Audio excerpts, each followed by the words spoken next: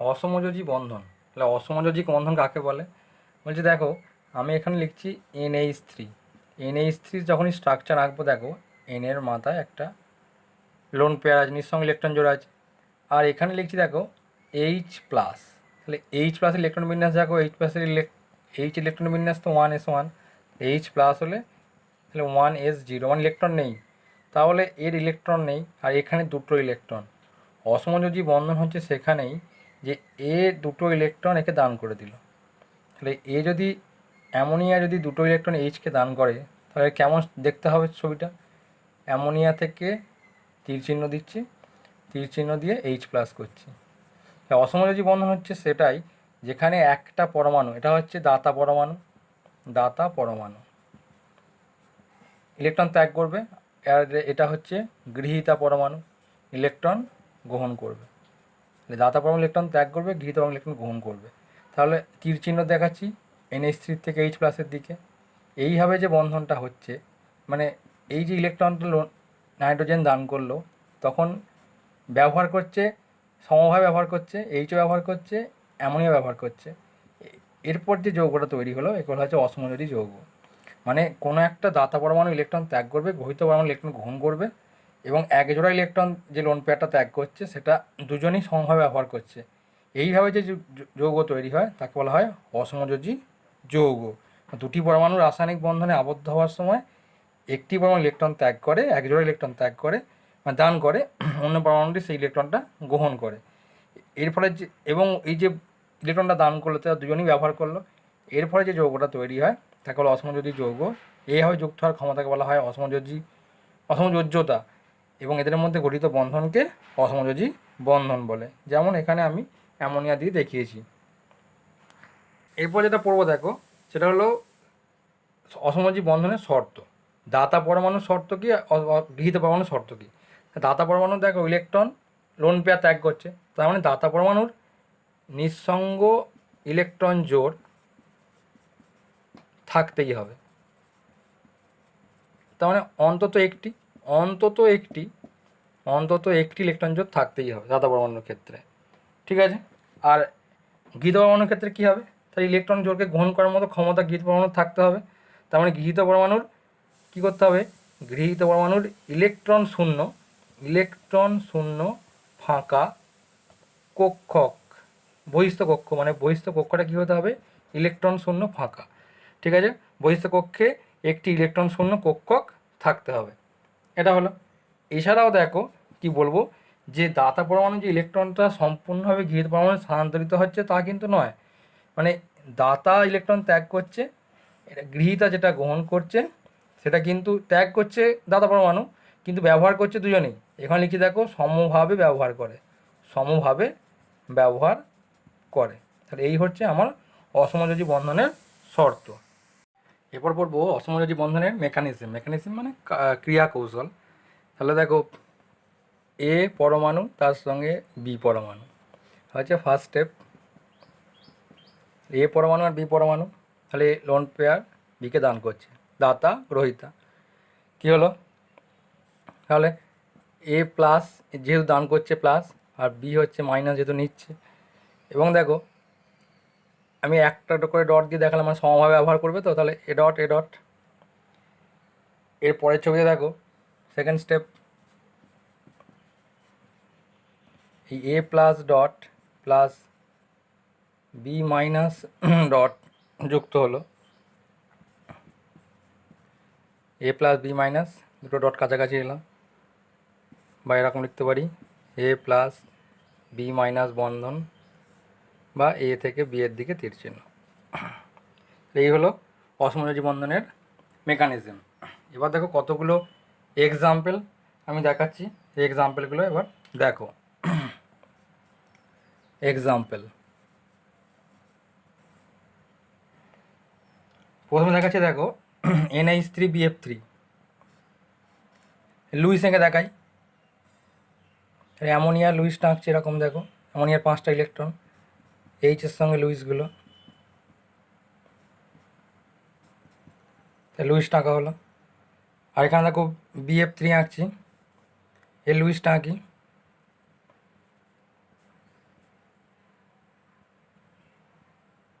7টা,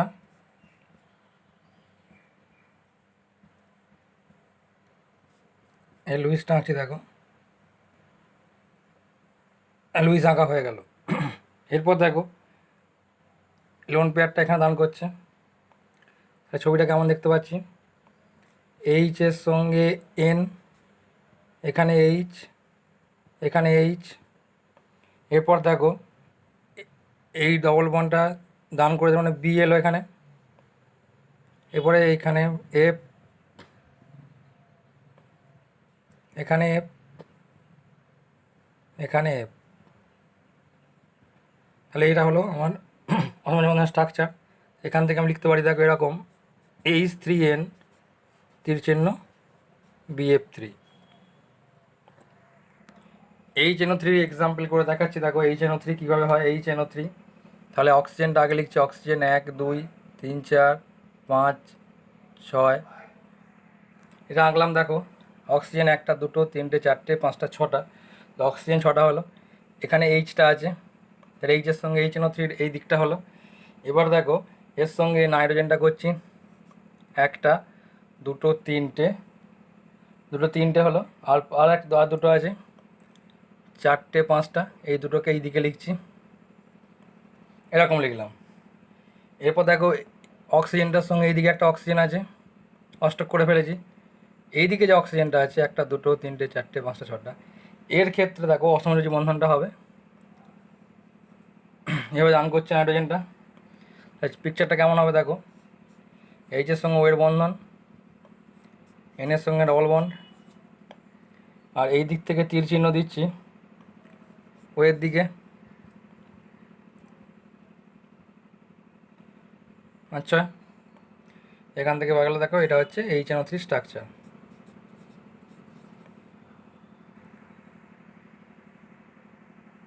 এরপর যেটা আঁকবো দেখো Al2Cl6, Al2Cl6।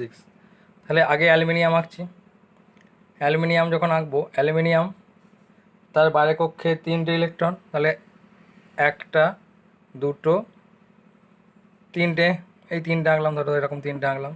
এখানে ক্লোরিনগুলো লিখছি 3 4 5 6 7টা, এটা এদিকে একটা ক্লোরিন লিখছি, 1টা 1 2 3 4 5 6 7টা হয়ে গেছে। এদিকে একটা ক্লোরিন লিখছি, হলো। এখানে আবার একটা ক্লোরিন লিখছি দেখো, এখানে একটা অ্যালুমিনিয়াম লিখছি, অ্যালুমিনিয়ামের এখানে ক্লোরিন, এখানে এদিকে 3টে নিচ্ছি, এখানে একটা ক্লোরিন নিলাম, এখন অষ্টক হলো।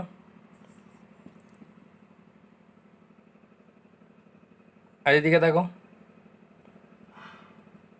সেই রকম লিখি ছবিটা। এরকম হওয়ার পর দেখো এই যে ক্লোরিনটা এল নামে দান করছে, আর এইখানে ক্লোরিন লোন পেয়ারটা এল নামে দান করছে, বোঝা গেল? তাই ছবিটা কেমন হলো, Cl এর সঙ্গে এখানে অ্যালুমিনিয়াম, এখানে ক্লোরিন, এখানে ক্লোরিন, 1 2 3 4 5 6, 1 2 3 4 5 6। এখানে দেখো ক্লোরিনটা যেটা আছে, এখানে যে অ্যালুমিনিয়ামটা আছে তার সঙ্গে এইদিকে ক্লোরিনটা,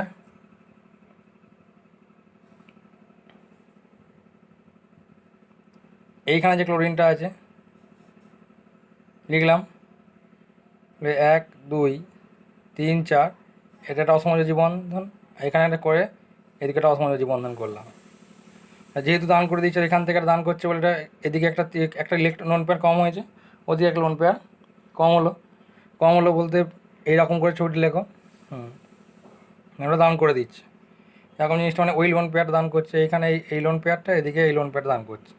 তাহলে এইভাবে দেখো অ্যালুমিনিয়াম Al2Cl6 ডাইমারটা, এল মানে এটা হচ্ছে অ্যাকচুয়ালি AlCl3 তার হোল 2, মানে এর ডাইমার, তাই জন্য এটাকে এইভাবে দেখায় আর কি। এটা পড়বো দেখো bond length, bond angle, bond order. প্রথমে যেটা বলছি বন্ধন দৈর্ঘ্য, বন্ড লেন্থ আমরা আগেও পড়েছি, সেটা কাকে বলে, সেটা হচ্ছে দেখো দুটো পরমাণু যদি একদম কাছাকাছি থাকে তখন তাদের যে পারমাণবিক ব্যাসার্ধগুলোর যে যোগফল সেটি হচ্ছে বন্ধন দৈর্ঘ্য। তাহলে এইটা আর এটা যোগফলটাই হচ্ছে পারমাণবিক ব্যাসার্ধ, যোগফলটাই হচ্ছে তার বন্ধন দৈর্ঘ্য। যেমন এখানে এক্সাম্পল দেওয়া ছিল, এগুলো দেখবে দুটো এইচের এক্সাম্পল দেওয়া আছে। এরপর দেখো দুটো এইচকে এরকম করে যখন লিখবো, এর ব্যাসার্ধ 0.37 প্লাস 0.37 অ্যাড করলে 0.74 অ্যাংস্ট্রম ইউনিটে এই ব্যাসার্ধটা আসছে। হলো বন্ধন দৈর্ঘ্য। এবার আমরা যেটা পড়বো দেখো, সিসি বন্ধন দৈর্ঘ্য, সি ডবল বন্ড সি বন্ধন দৈর্ঘ্য আর সি ট্রিপল বন্ড সি বন্ধন দৈর্ঘ্য। এটা 1.54, এটা হচ্ছে 1.34, এটা হচ্ছে 1.20, সবই অ্যাংস্ট্রম ইউনিটে আছে। তাহলে দেখো আমি যেটা জানবো যে যে সিঙ্গেল বন্ড যত বেশি মানে বন্ধন, সিঙ্গেল বন্ডের দৈর্ঘ্য সব থেকে বেশি, ডবল বন্ডে তার থেকে কম, ট্রিপল বন্ডে তার থেকে কম। তার মানে আমি এটুকু জানবো বন্ধনের সংখ্যা, মানে এই জায়গায় বন্ধনের সংখ্যা 3, মানে বন্ধনের সংখ্যা 3 মানে বন্ধন দৈর্ঘ্য কম। বন্ধনের সংখ্যা যত বেশি হবে, বন্ধনের সংখ্যা যত বেশি বন্ধন দৈর্ঘ্য কম, সেটাই হয়েছে।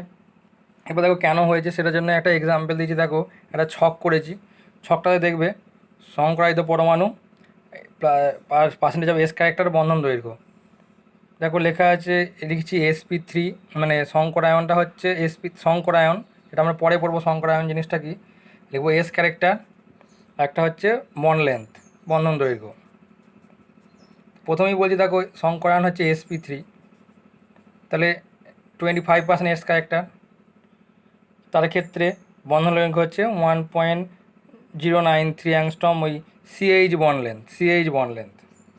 ঠিক আছে, তার sp2 এস ক্যারেক্টার হচ্ছে 33%, মানে কীভাবে হিসাব করছি দেখো, একটা এস, তিনটে বি, মোট 4টে, 4 ইন্টু 1/4 ইন্টু X%। এবার sp2 33% আর sp হচ্ছে 50%, এই হিসাব করলাম। এই হিসাব করে দেখো আসছে এটা 1.078 আসছে, আর একটা আসছে 1.057 অ্যাংস্ট্রম এরকম ইউনিটে আসছে সংক্রায়ন। তাহলে আমি এটা বলতে পারি যে যত এস চরিত্র বৃদ্ধি পায় বন্ধন দৈর্ঘ্য হ্রাস পায়। এস ক্যারেক্টার যত বৃদ্ধি পাচ্ছে দেখো নিচে নিচে বাড়ছে, এস ক্যারেক্টার বাড়ছে, বন্ধন দৈর্ঘ্য কমছে, মানে এস ক্যারেক্টার বৃদ্ধি পায়, বন্ধন দৈর্ঘ্য হ্রাস পায়। এবার আমরা এটা পড়েছি দেখো, HCl, HBr, HF আর HI কার বন্ড লেন্থ বেশি। তাহলে দেখো এখানে ফ্লুরিনের থেকে ক্লোরিন বড়, ক্লোরিনের থেকে ব্রোমিন বড়, ব্রোমিনের থেকে আয়রন বড়। তারপরে প্রত্যেক ক্ষেত্রে এইচটা কমন হয়, তাহলে দেখতেই পাচ্ছ বন্ড লেন্থ কার বেশি, HI এর বেশি। মানে পরমাণুর আকার বৃদ্ধি পেলে বন্ধন দৈর্ঘ্য বৃদ্ধি পায়, পরমাণুর আকার বৃদ্ধি পেলে বন্ধন দৈর্ঘ্য বৃদ্ধি পায়, এটা জানলাম। এরপর যেটা পড়বো বন্ধন শক্তি, এটা পড়বো বন্ধন শক্তি। এই প্রসঙ্গে দেখো বন্ধন শক্তি আর বন্ধন বিভাজন শক্তি, এই দুটো কথা চলে আসবে প্রথমেই। বন্ধন শক্তি আর বন্ধন বিভাজন শক্তি কাকে বলে এটা আগে আমাকে জানতে হবে। প্রথমেই বন্ধন শক্তি ভার্সেস বন্ধন বিভাজন শক্তি এটা আমি বলবো। তো দেখো প্রথমে আমি এরকম লিখছি CH4, 4টে CH4 লিখলাম, CH4 4টে বন্ধন লিখলাম। বা CH4 লেখার পর দেখছি একটা 104, কি আমি পরে বলছি, 104, 106, 106 আর 81, মানে প্রত্যেকটা বন্ধনকে ভাঙতে আমি ধরে নিচ্ছি প্রথম CH বন্ধনকে ভাঙতে লাগছে 104 কিলো ক্যালোরি পার মোল শক্তি লাগছে। তারপরে CHটাকে ভাঙতে লাগছে 106 কিলো ক্যালোরি পার মোল, এরকম করে তারপরটা 106, তারপরটা লিখছে 81। তাহলে বন্ধন শক্তি কাকে বলে আর বন্ধন বিভাজন শক্তি কাকে বলে? বলছে কোনো যৌগের অণুতে একই প্রকার একাধিক বন্ধন থাকলে ওই বন্ধনগুলির বন্ধন বিভাজন শক্তির গড় মানকে বন্ধন শক্তি বলে। আর বন্ধন বিভাজন শক্তি কাকে বলে? দেখো এইগুলি যেগুলো বললাম এই চারটেই হচ্ছে বন্ধন বিভাজন শক্তি। মানে কোনো একটা সমযোজী যৌগে একাধিক বন্ধন থাকলে পার্টিকুলার একটা বন্ধনকে ভাঙতে যে শক্তিটা লাগে তাকে বলবো আমি বন্ধন বিভাজন শক্তি। এবার এই বন্ধন বিভাজন শক্তিরকে যদি আমি গড় করি, মানে প্রত্যেকটা মানকে 104 প্লাস 106 প্লাস 106 প্লাস 81, এই যে গড় মানটা পাবো এটা হচ্ছে বন্ধন শক্তি। মানে পার্টিকুলার একটা বন্ধনকে ভাঙতে, মানে এর ক্ষেত্রে এইটা পার্টিকুলার একটা বন্ধনকে ভাঙতে শক্তি লাগে সেটা হচ্ছে বন্ধন বিভাজন শক্তি। আর যখন প্রত্যেকটা বন্ধনকে ভাঙার পর যে গড় মানটা আসবে সেটা হচ্ছে বন্ধন শক্তি। তাহলে এই মিথেনের এই যে এগুলো লিখেছি, এই 106, 106, 104, 81, এগুলো তার বন্ধন বিভাজন শক্তি। এর যে গড় মানটা, এর গড় মানটা হচ্ছে 99.25, এটা হচ্ছে তার বন্ধন শক্তি। তাহলে বন্ধন শক্তি 99 কিলোক্যালোরি পার মোল, আর প্রত্যেকটা বন্ডের জন্য বন্ধন বিভাজন শক্তি হচ্ছে এইটা। অর্থাৎ কোনো সমযোজী বন্ধনে একটা পার্টিকুলার বন্ধনকে ভাঙতে যে শক্তি লাগে সেটা হচ্ছে বন্ধন বিভাজন শক্তি, আর একই রকম বন্ধন থাকলে এই প্রত্যেকটা বন্ধন বিভাজন শক্তির গড়ের মানটাই হচ্ছে বন্ধন শক্তি। এবার লিখছি দেখো, পরমাণুর আকার বৃদ্ধি পেলে বন্ধন শক্তি কী হয়। পরমাণুর আকার দেখো, HI, HBr, HCl আর HF। এবার দেখো আকার যত বাড়ছে, মানে যে আয়োডিন আকার সবার থেকে বড়, তাহলে এটা হাইড্রোজেন যদি হয়, এটা যদি আয়োডিন হয়, যদি ব্রোমিন হয়, যদি ক্লোরিন হয়, এটা যদি ফ্লুরিন হয়, তাহলে দেখো আমি যেটা বলতে পারি, যত বন্ধন পরমাণু আকারটা বাড়ছে, বন্ধন দৈর্ঘ্যটা বাড়ছে। বন্ধন দৈর্ঘ্যটা বাড়লে কী হবে, সহজেই আমি বন্ধনকে ভাঙতে পারবো। মানে পরমাণুর আকার বাড়লে বন্ধন শক্তিটা কমে। তাহলে বন্ধন শক্তি কার বেশি, HF এর বেশি, তারপর HCl, তারপর HBr, তারপর হচ্ছে HI। এটা হচ্ছে বন্ধন শক্তির ক্রম, বন্ধন শক্তির ক্রম। এখানেও দেখো আর একটা ছক করছি, যে ওই সংকরায়ন, সংকরায়ন যদি হয়, আমি লিখছি সংকরায়ন, এস ক্যারেক্টার আর বন্ধন শক্তি। এইভাবে লিখছি sp3, sp2 আর sp। এর হচ্ছে তোমার এস ক্যারেক্টার 25%, 33% আর 50%। বন্ধন শক্তি হচ্ছে 82.78, 91.58, আর বলছে দেখো 103.6 কিলো ক্যালোরি পার মোল। প্রত্যেকটা এককই হচ্ছে কিলো ক্যালোরি পার মোল, কিলো ক্যালোরি পার মোল এটাতে আসছে। তার মানে যত বেশি শক্তি বাড়ছে, দেখো 103, 91, যত বেশি এস ক্যারেক্টার বাড়ছে, তত কী বাড়ছে, বন্ধন শক্তিটা বৃদ্ধি পাচ্ছে। তাই এখানে লিখতে পারি এস ক্যারেক্টার বৃদ্ধি পায়, বন্ধন শক্তি বৃদ্ধি পায়। এবার দেখো বলছি বন্ধন ক্রম।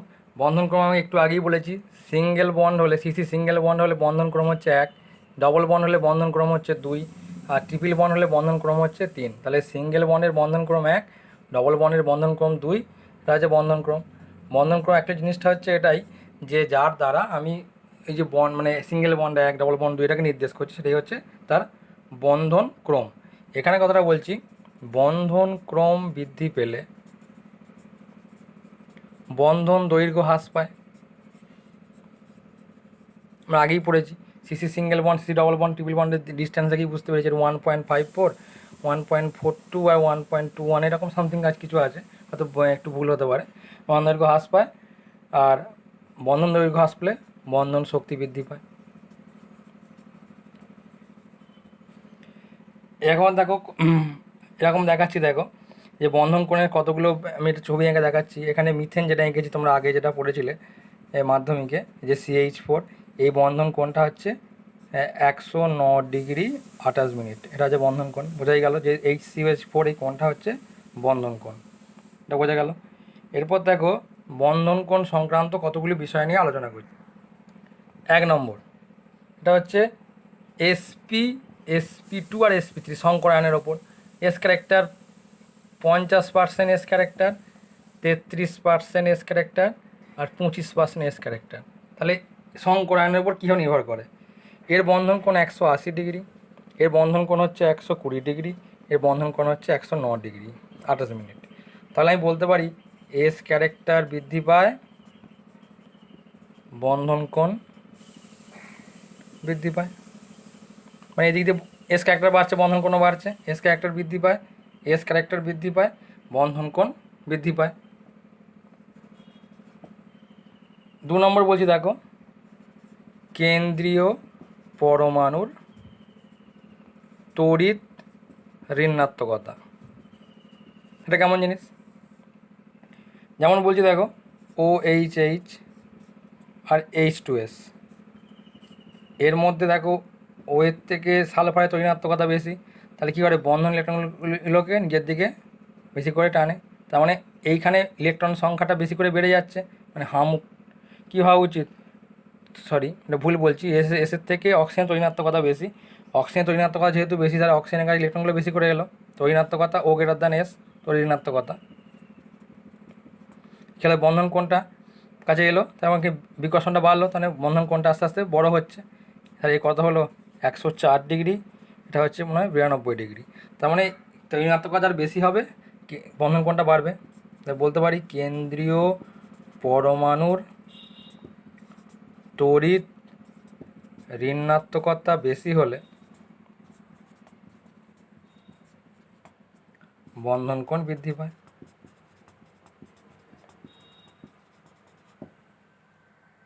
তাকে বলছি কেন্দ্রীয় পরমাণুর সঙ্গে যুক্ত অন্য পরমাণু ঋণাত্মকতার উপর কীভাবে নির্ভর করে। যেমন উদাহরণটা দেখাই NH3 আর NF3। তাহলে এফের ঋণাত্মকতা কী ওর থেকে বেশি, তার মানে বন্ধন ইলেকট্রন নিজের দিকে টেনে নিচ্ছে। বন্ধন ইলেকট্রনগুলোকে যখন নিজের দিকে আকর্ষণ করে নেয়, তখন কী হবে, মানে এই আয়োডিনের কাছাকাছি অঞ্চলে ইলেকট্রন সংখ্যাটা কমে যায়, মানে বিকর্ষণটা কম হয়। তাহলে বন্ধন কোণটা কী হয়, কমে যায়। এর বন্ধন কোণটা হচ্ছে 102 ডিগ্রি, এর বন্ধন কোণ হচ্ছে 107 ডিগ্রি। কারণ এখানে তো আর এইচের থেকে আয়নের ঋণাত্মকতা বেশি। তার মানে কেন্দ্রীয় পরমাণু ঋণাত্মকতা বেশি হলে বন্ধন কোণটা বাড়বে, আর কেন্দ্রীয় পরমাণুর সঙ্গে যদি অন্য কোনো পরমাণু যুক্ত থাকে তার ঋণাত্মকতা বেশি হলে বন্ধন কোণটা কমবে।